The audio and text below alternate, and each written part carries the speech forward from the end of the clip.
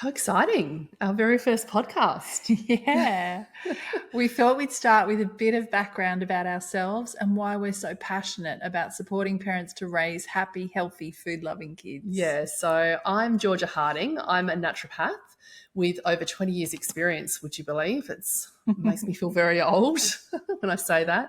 I'm also a recipe developer and I'm founder of the Well-Nourished Family membership.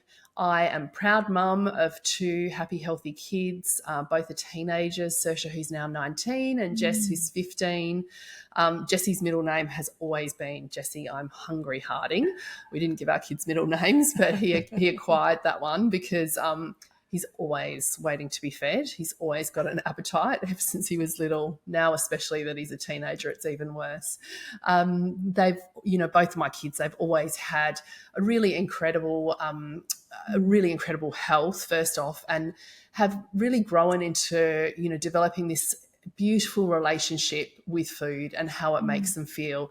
It hasn't always been the case that, they've had this great relationship with food, but we've definitely worked through numerous things that we're definitely going to be sharing with you here on this podcast that has helped them, as I said, to become teenagers with this incredible relationship with food and with us as a family unit as well. So when I was practicing as a naturopath way back when, I had so many kids as patients, and the one thing that they all had in common, regardless of what they came to me for or why I was seeing them, was that they had either a poor diet or they had a very restricted diet. They only had a really small selection of foods that they would actually eat. When I became a parent myself, I realised that not many kids loved whole foods the way that my kids actually did. And I saw so many of my friends struggling with fussy eating behaviours and, their kids always seemed to be getting sick a whole lot more often than my kids were. So at that point, I became really passionate about the health of this generation and just supporting parents to raise whole food loving kids. And as much as I could help them nutritionally, I always felt the need for them to have support in parenting and setting boundaries. And that's actually when I met Jane. And I felt just so complete at being able to offer like a truly holistic approach to raising kids who are both happy and healthy. I saw that combining both of our areas of expertise, we just complemented each other. And she was as passionate about kids' health as I was. So it really was a match made in heaven. And I've just learned so much from Jane that has, positively, you're going all red, it's positively influenced the way that I parent my kids, and also actually supported my own mental health, as there's certainly, been times where parenting two willful kids hasn't felt so easy. Food has always come easy to me because, it's what I do. I know how to cook. I know how to feed my kids, like from a nutritional perspective. I know the things that impact on their appetite, detract from their appetite, and so forth. So, yeah, we'll be covering all of that in the podcast to come. But from the perspective of parenting, I felt very isolated as a parent, that was for certain. We moved around a lot when my kids were little, so I never formed that tribe, that group that I could kind of rely on. I didn't have any family. My husband was working away a lot. And parenting my kids when they were little and, through the years on and off, I've definitely faced a lot of challenges in parenting and even with feeding them well and creating these consistent habits with the way that they eat well. So, we're not here to say that that parenting is a breeze and raising food-loving kids is a breeze, but I feel like we have a lot to offer from our own experience as parents and also as professionals that will helpfully make your journey in feeding your kids well and raising healthy, food-loving kids a whole lot easier. So, thank you, Jane. I'm so happy that we've been able to join forces on this really, really important mission. And I'm going to stop talking about myself now and let's talk about you. Thank you so much. I'm really grateful we're doing this together. So I'm Jane Faulkner. I'm a practicing psychotherapist and the founder of Equine Assisted Therapy Australia, and also a mum of 2 teenagers, Jack, who's nearly 19, and Eva, who's nearly 17. And I guess for me, I started my career as a nurse, and way back then could see the importance of how we ate and how that kind of contributed to how we were in the world. So now I'm a psychotherapist, and still the importance of health and well-being really stands out to me. It's difficult to be mentally well if you're not physically well, and vice versa. And in my practice, I've worked with a lot of kids, a lot of teens, and a lot of adults. And it is amazing how, I don't know whether it's the chicken or the egg, like whether it's food that leads to that decline in mental health, or sometimes it's mental health that leads to that decline in what you're eating. But yeah, they really go hand in hand with being a healthy human. So for me, I was really blessed as a kid. I was raised by parents that really valued health and educated us about the importance of food and of family. I mean, I remember as a kid rolling my eyes at my dad. He would make us carrot juices in the morning, and just whole foods were just a normal part of my home as a kid. Yeah, me too, actually. I was lucky. Yeah, Very so lucky. blessed. I really realise now at my age what a gift that is when your parents are committed to your health and to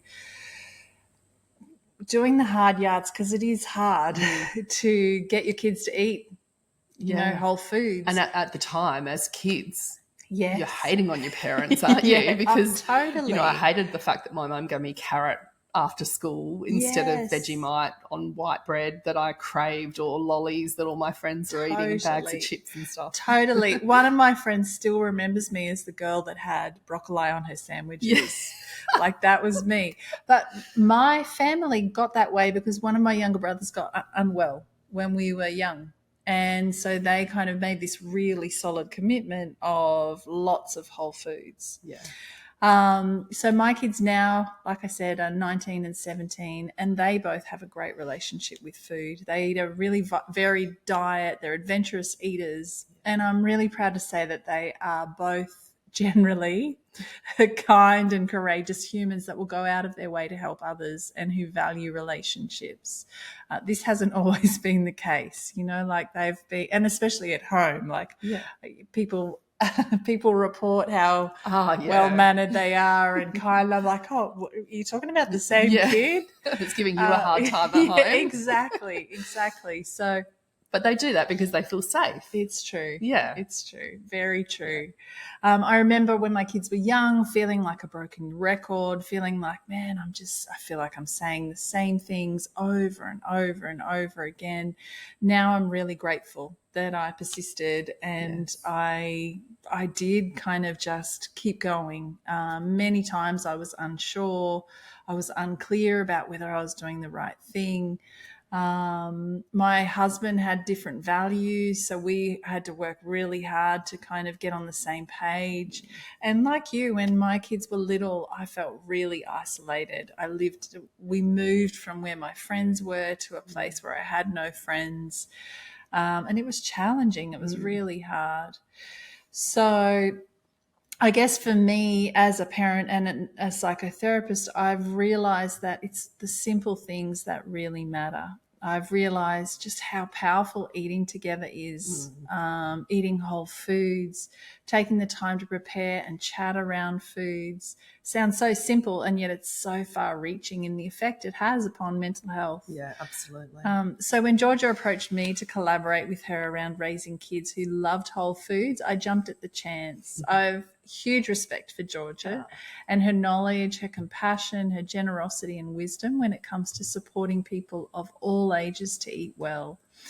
In the kitchen, I'll often channel Georgia because food does not come naturally to me. And it comes so naturally to her. Like I've got to think about it. I need it to follow a recipe.